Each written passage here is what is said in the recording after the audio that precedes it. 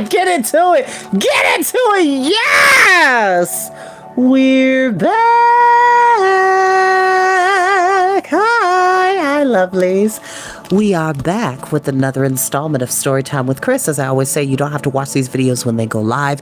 You're more than welcome to watch them in your downtime, nap time, max, and relax and chillaxing time, in between time, mean time, scheme time, study time, break time, CP time. Anytime that you want to hear a highly animated voice bring you wonderful stories of magic, fantasy, science fiction, adventure, and many, many more in between. Hi, lovelies. I am back.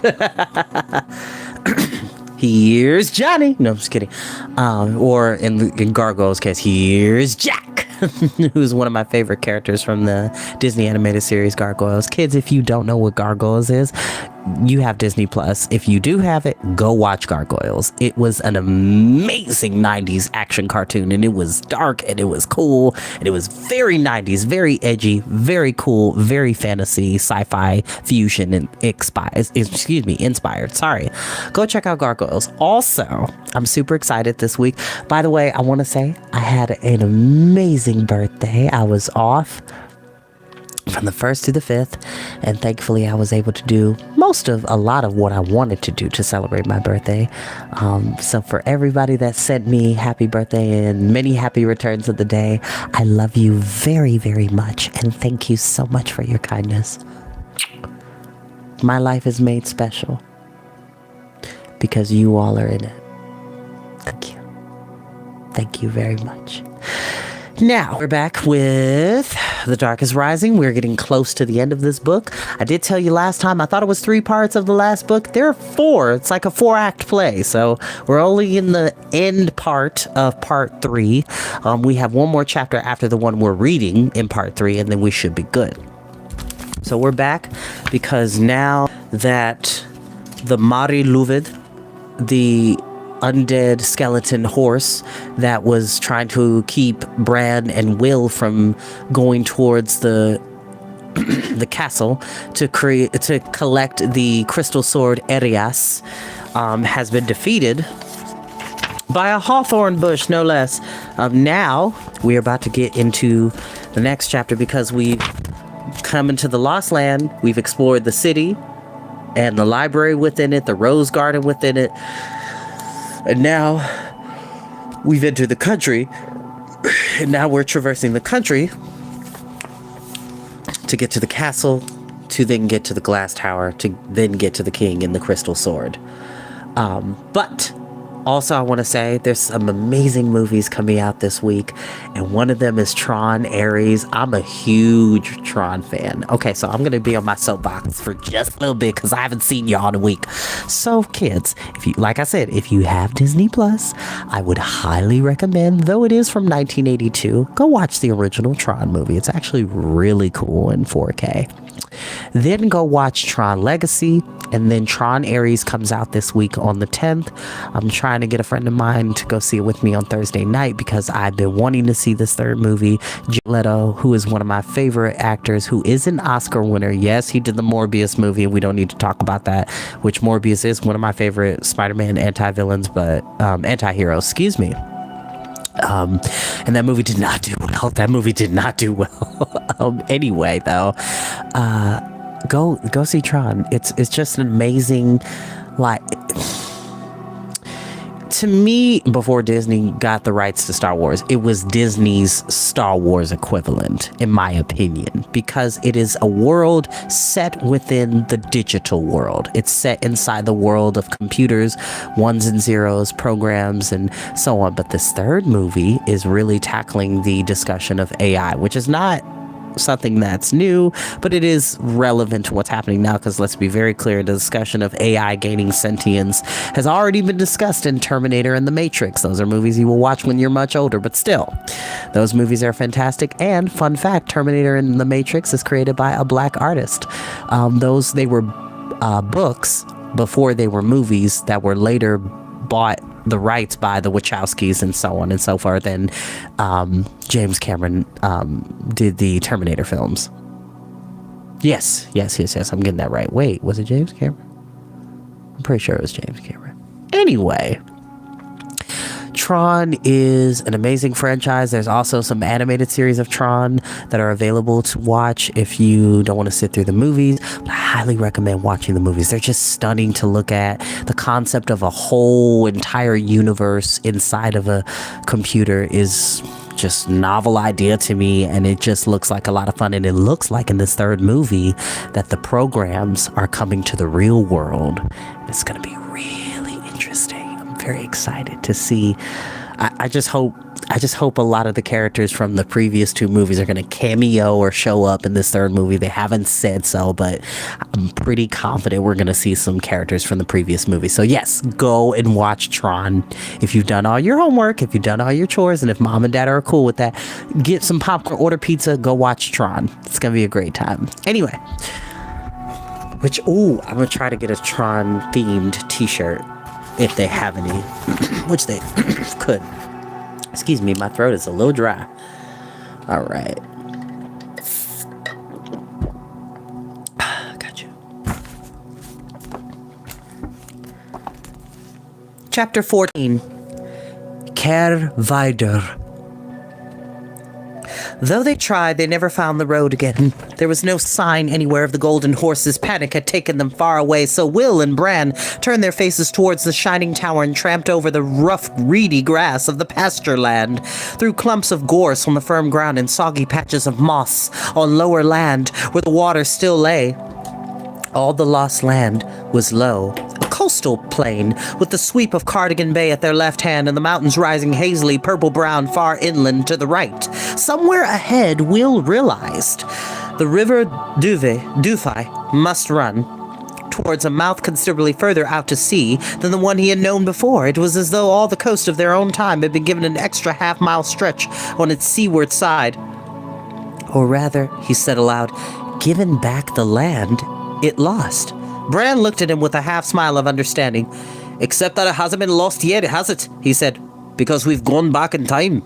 Will said pensively, have we? Well, of course we have. Bran stared at him. I suppose so. Back, forward, back. Will's mind was drifting. He looked out to a sweep of yellow irises among the reeds of a boggy area that had been carefully skirting. Pretty, aren't they? Just like on the farm near the river. We must be getting near a river ourselves, Bran said, eyeing him a little uncertainly. Very wet, it is. I'm parched. Listen, Will said. Can you hear running water? Won't be any good to us, even if it is. Probably brackish, Bran said, but he cocked his head to listen. Then he nodded. Yes, up ahead, past those trees.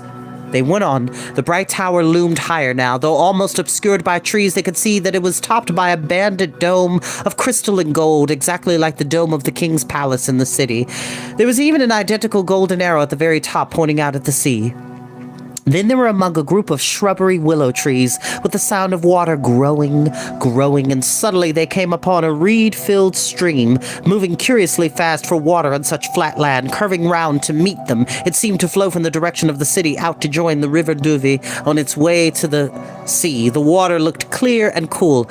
I'm thirsty, Bran said. Cross your fingers. He dipped one hand in the water and tasted. It made a horrible face.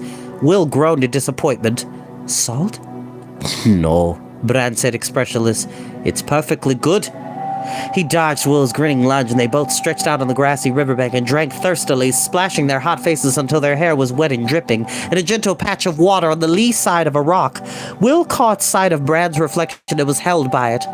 Only the glint of the tawny eyes was properly like Bran, for the reflective face was darkened by shade, and the wet hair seemed streaked dark and light. Yet somehow Will felt a strange flash of recognition of the whole changed image. He said sharply, I've seen you look like that before, somewhere. Of course you've seen me before, Bran said lazily. He put down his head and blew bubbles into the water, breaking the reflection. The water rippled into 100 different surfaces, glinting, whirling. There seemed all at once a great deal of white in the pattern. Some small warning note rang in Will's mind. He rolled over and saw against the sky, standing over them, the hooded white rider on his white horse. Bran brought his head out of the water, spluttering, pulling a green strand of weed from his mouth. He rubbed the water from his eyes, looked up, and was suddenly very still. The White Rider looked down at Will with bright eyes set in a dim white face shadowed by the hood. "Where's your master, old one?" The voice was soft and sublime, and puzzlingly familiar, though they knew they had not heard it before. Will said shortly, "He is not here, as you know." The White Rider's smile glinted. "Had he told you, no doubt that something had prevented him from coming, and you were simple enough to believe him. The Lord Merriman is more shrewd than you, old one. He knows the danger that is here and takes care not to be exposed to it." Will lay back deliberately on his elbows. "And you are more than simple if you think it to afflict me with such talk. The dark must be in a sad way to use the tricks of idiots." The White Rider's back straightened. He seemed indefinably more dangerous than before. "Go back," said the soft hissing voice coldly. "Go back while you still can." "You cannot make us go," Will said. "No," said the White Rider, "but we can make you wish you had never come. Especially..." The gleaming eyes flickered towards Bran. "Especially the white-haired boy." Will said softly, "You know who he is, Rider. He has a right to a name." "He is not yet in his power," the White Rider said, "and until then, he is nothing. And therefore he will be nothing forever, no more than a child of your century. For without your master, you have no hope of gaining the sword. Go back, old one, go back." The soft voice rose to a nasal ringing demand, and the white horse shifted uneasily. "Go back," the rider said, "and we will give you safe passage out of the lost land to your own time." The horse shifted again. Exclaiming in irritation, the White Rider gave rein and wheeled it round in a wide circle to calm its restlessness. "Look," Bran whispered. He was staring at the ground. Will looked down. Under the high, fierce sun, his shadow and Bran's lay short and stumpy together on the uneven grass.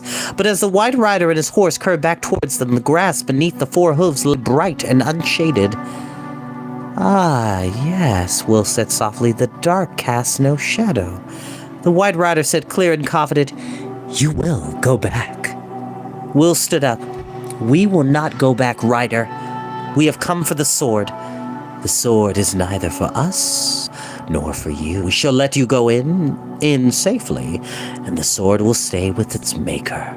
"Its maker made it for the light," Will said, "and when we come for it, he will give it to us, and we shall then indeed go away in safety, my lord, whether the dark allows it or not."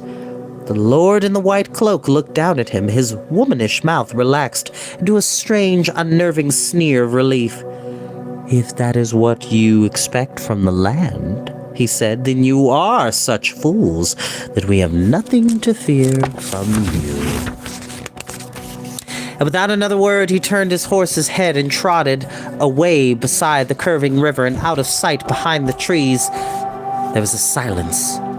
The water murmured. Bran scrambled to his feet, looking uneasily after the rider. "What did he mean?" "I don't know, but I didn't like it." Will shivered suddenly. "The dark is all around us. Can't you feel it?" "A little," Bran said. "Not really, not the way you do. I feel just... This is a sad place."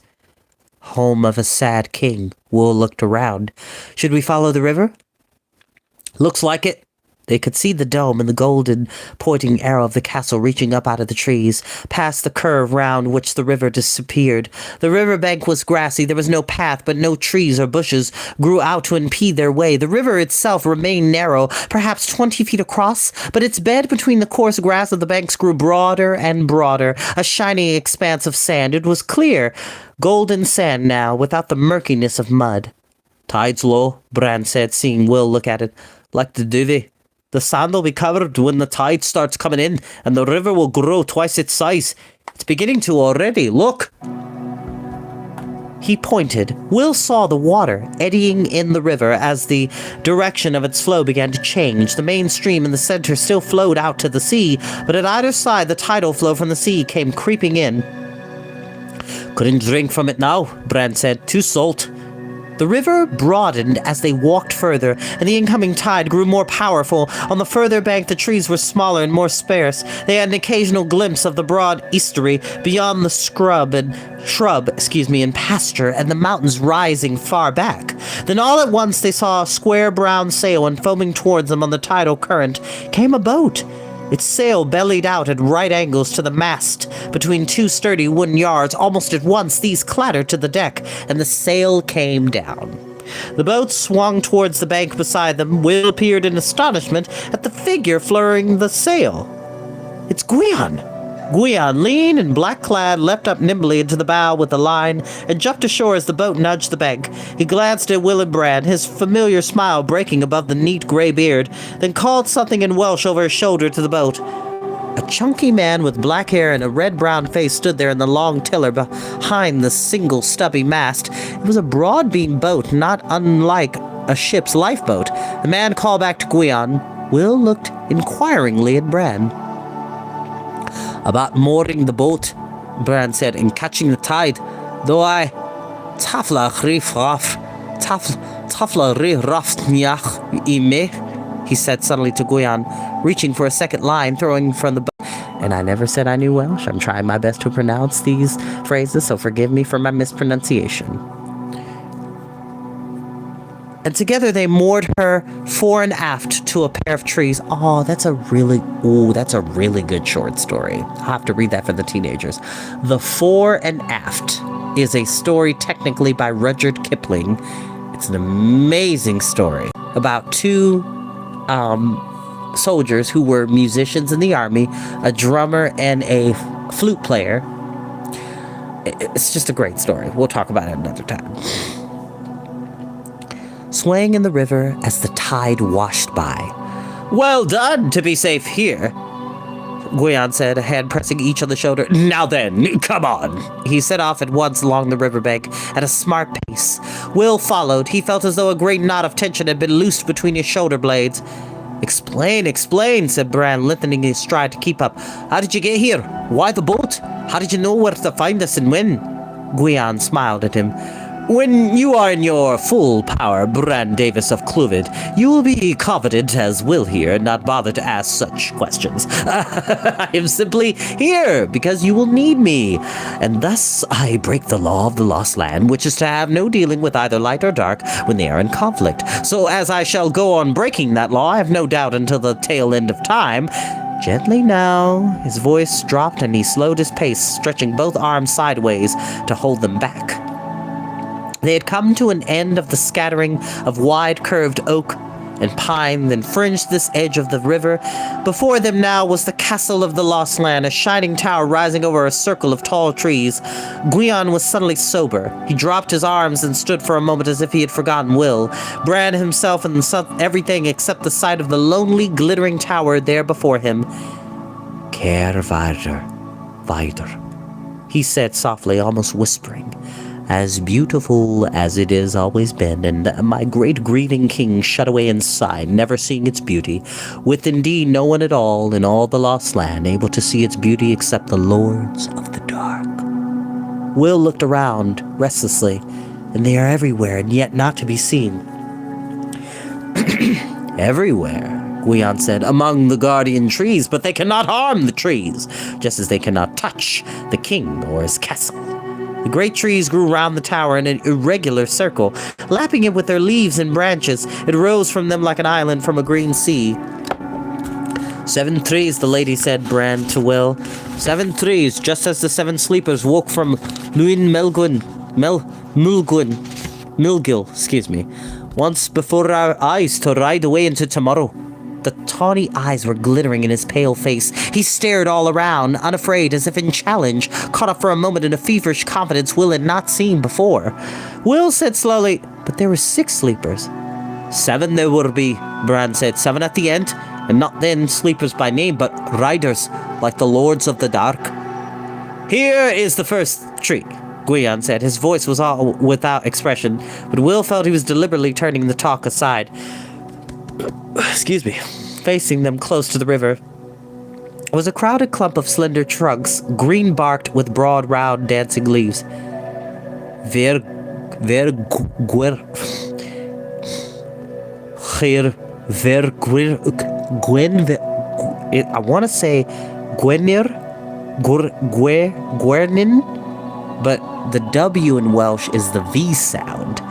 Yir Gwefnir, Bran said, alder, growing with its feet wet, the way it does in our valley too, with John Rollins cussing it up and down for a weed. Gwion broke 3 small twigs from an alder branch, taking each at the joint where it would not bend or fray. A weed would sometimes, perhaps, but a wood that would neither split nor decay. The tree of fire is alder. There it is, the power of fire to free the earth from water, and that we may need. Here. He gave each of them a twig and went on towards the broad, sweeping canopy, slender branch, long-leafed of a willow tree. Again he broke off 3 sprays and out 2.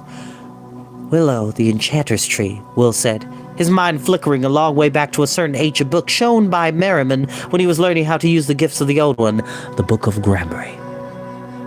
Strong as this young lion, pliant as a loving woman, and bitter to the taste, as all enchantment in the end must be. He smiled wryly at Gwion. They taught me my trees once a long while ago. Gwion said quietly, so they did indeed. Tell me the next. Birch, said Will. A great knotted white tree rose before them, hard catkins dancing from its long, thin brown twigs. Beneath the fluttering green leaves it was an old tree, with white spotted scarlet toadstools growing between its roots, and the long, self-healed split of an ancient wound bringing the first signs of decay to its trunk. Brad said, unthinking surprise, I never saw a birch tree out here before. Then he looked at Will and grinned, mocking himself. No, nor a great glass tower either, nor a may tree growing from a roof. You say nothing foolish, said Gwion mildly, giving them twigs from the birch tree. In this my time it is a warmer and drier here in Wales than in yours, and we have forests of alder and birch and pine trees, where you have only oaks and the foreign trees that will be brought in by new men, and those, he paused for an instant, not in quite the same place as these trees of my day. A kind of terror caught in Will's mind for a moment as he realized what Gwion must meant, but the Welshman drew them swiftly past the big birch tree, and suddenly the glass tower, Caervaidr, was facing them, visible for the first time from bottom to top. And they saw that it rose not from the ground, from the golden sand of the green bank of the estuary, but from a great jagged rock. The stone was unfamiliar. It was neither the spangled gray of granite, nor the gray-blue of slate, but of deep blue-black, studded here and there with bright slabs of white quartz. And they saw now that the sides of the tower itself were built, too, of a glassy rock-like quartz, white, translucent, with a strange milky glow. Slits of windows were set in the circling walls here and there, and the surface was totally smooth. Is there no door? Bran said. Gwion gave no answer, but led them over the long, coarse grass towards 2 other full, massive trees. The first was not tall, but broad and spreading, with the blunt, rounded leaves and budding, feathery nuts of half the hedges of England and Wales. Hazel, for healing, Gwion said, taking 3 twigs. And for feeding starving travelers, said Bran. Gwion laughed. Were they good, then? Marvelous, and the apples, too. Will said, remembering, apple is another of the trees. But first... Holly. Gwion turned to a forbidding dark mound of a tree with a smooth gray trunk, its glossy dark green leaves sharp spined on the lower branches and mild ovals above. He picked along the twigs with pricked leaves and again handed them 1 each. And from the apple, he said, smiling, you may take fruit as well, but I must be the one to pluck the twigs from every tree. Why? Bran said as they went on through the grass. Because, otherwise, Gwion said simply, the tree would cry out and the law would come into force, by which neither light nor dark may make any move for their own ends within the lost land. He paused for a moment, looking at them intently, fingering the neat, dappled gray beard. His voice was grave. Make no mistake now, the Lost Land is not a gentle place. There is a hardness here, an indifference to all emotions other than those belonging to the land. There is nothing face of the beauty of the rose garden and the skill of the craftsmen, the makers. Do not underestimate that. Brett said, but only the dark really stands in our way. Guion tilted his chin in a curious, arrogant motion, yet with lines of pain clear about the mouth. He said quietly, "Where do you think the Mari Luvid was called from? To drive you out of your wits, almost. Bran Davis, who do you think devised the mirrored maze? What is it that faces you now in the untasted despair of the task that is almost impossible, the task of reaching the Lost King and his crystal sword? Do you think the dark has much to do with all this? Oh no, here the dark is next to helpless compared to the powers that belong to this place. It is the lost land that you pit yourself against here, with all to win or all to lose." "And that is the wild magic," Will said slowly, "or something very close." "A form of it," Guion said, "and more besides." Bran was standing uncertain, blinking at him. "And you are part of it?" "Ah," Guion said reflectively, "I am a renegade part." One of my favorite words, renegade. "Going my own way. And although I love my own land most deeply, no good will come to me here." He turned his broad smile on Bran, suddenly like a beam of warmth nodding ahead. "Look there. Go on. Help yourself." An ancient sprawling apple tree curved to the ground before them like a bent-back ancient man. It was the only tree that grew low and spreading. It did not tower above their heads. Small yellow apples and others smaller yet but bright green studded its dark branches among the sparse leaves.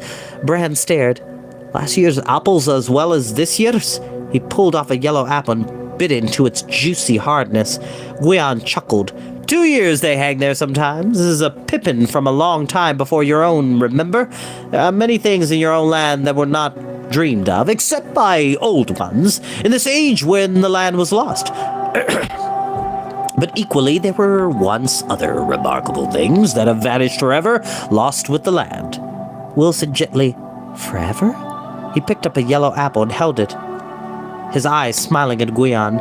Guion looked back at him with a strange, faraway look on his strong, bearded face. "Forever and ever. A life, or a love, or a quest, and yet begin again and be forever just as because. And before, and any ending that may seem to come is not truly an ending, but an illusion. For time does not die. Time is neither beginning nor end, and so nothing can end or die that has once had a place in time." Bran stood turning his pale face from one to the other of them, chewing his apple, saying nothing. Will said, "Here we stand in a time long ago, long gone, that has not yet come. Here." Bran said suddenly, unexpectedly, "I've been here before." "Yes," Guion said, "you were born here among many trees like this." Will glanced up quickly, but the white-haired boy said nothing more, nor did Guion but move forward and broke 3 blackish gnarled twigs from the old apple tree. A voice came from behind their backs instead, a soft voice with an unidentifiable accent to it. "And the boy who was born here may well find himself staying here forever and ever." A malicious mockery sharpened the tone, flicking like a whip. "And that is a very long time, my friends, however metaphysical we may become about its meaning." Will turned slowly, deliberately, to face the tall, dark-cloaked figure seated on the great black stallion. The black rider had put back his hood. The sunlight glinted on his thick chestnut hair with its reddish glitter like the fur of a fox, and his bright eyes blazed like blue coals. Behind him, further away, other mounted figures stood silently waiting, riders all in black or all in white, one beside every tree, and others scattered further back than Will could plainly see. "There are no more warnings now, old one," the Black Rider said. "Now it will be a matter of simple challenge and threat, and of promise." Guion said, his voice strong and deep. "Dark promises have no force in this land, my lord." The Black Rider glanced out at him as he might have glanced at a dog or a toddling child. He said contemptuously, "It is wiser to fear the word of the Lord of the Dark than to heed that of a minstrel to a lost king." Premonition prickled like some fast-crawling creature all across Will's body. It sang in his mind, Oh, you will be sorry for that word. But Guion showed no hint of reaction. He simply moved forward as if the Black Rider had not been there, and strode past him to the enormous sturdy oak tree in whose shade the dark figure stood. No leaf collecting here, little player, the rider said mockingly. The king of trees is out of your reach, I think. The warning shudder ran through Will even more strongly. Guion's face was impassive. Careful and with dignity, he reached up with one lean brown arm to its full length, caught a jagged leaf branch, snapped it, and broke it into 3. The rider said sharply, I promise you, minstrel, that if you get into that tower, you will never come out again. They saw the dreadful scar on the side of his face as he turned his head. You can do nothing to prevent us, my lord, Will said, drawing Bran with him. He went towards Guion and the great oak. Please! No! Gotcha. I got him. He fell, but I got him. No worries. I got you, buddy. The Black Rider relaxed, subtly smiling. Oh, I have no need, he said, and slowly he eased his marvelous night black stallion to sidestep away so that there was a clear view of the rearing glass tower before Will and Bran. Will stopped. With a groan of dismay that he could not hide, the Black Rider gave a high, snickering laugh. It was all too plain now what he had meant. The great door of Caervidor was visible at last, high on the rocky base at the top of a steep, rough-hewn flight of steps. But it was a door barred against entry by an enchantment Will could never have imagined. Before it, spinning so fast that it was like a bright disc, hung a gigantic wheel. There was no axle nor any kind of support. The wheel hung there in the air, deadly, forbidding approach, flashing round and round with a speed that gave out a menacing hum. Bran said in a whisper, No! From the Lords of the Dark, on their black and white horses stirring among the trees, there came a rustling of mockery, of malice satisfied. The Black Rider laughed again, an unpleasant, menacing sound.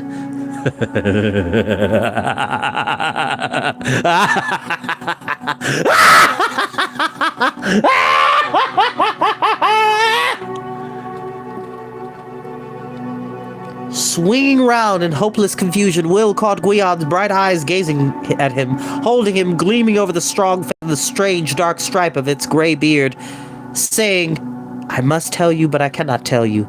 Think. And Will thought, and suddenly knew.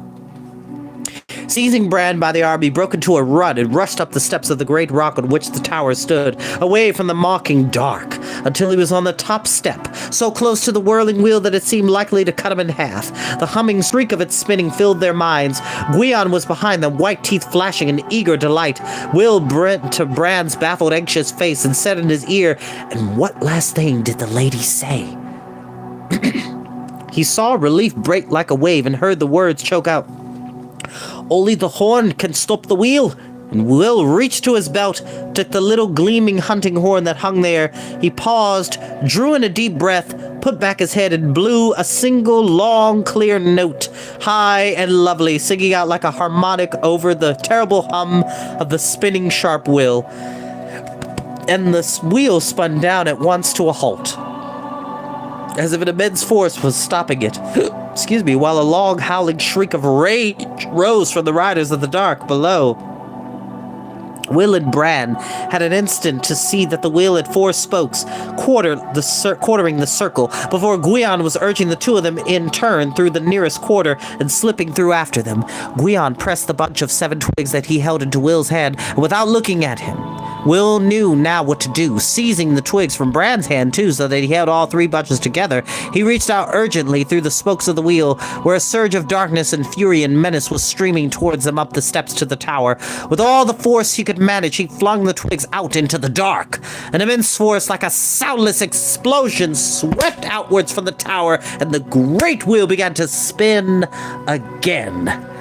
Faster and faster it whirled. The hum rose. The entrance was barred by spinning enchantment, with the frustrated dark screaming in shock and rage below. And Will and Bran and Guion stood in a soft, translucent brightness inside the glass tower of the Lost King. And that is where we will end for tonight. Thank you, my lovelies, for joining me tonight. We are back in full effect with Storytime with Chris, and I will see you all next time. Bye, lovelies. Bye-bye.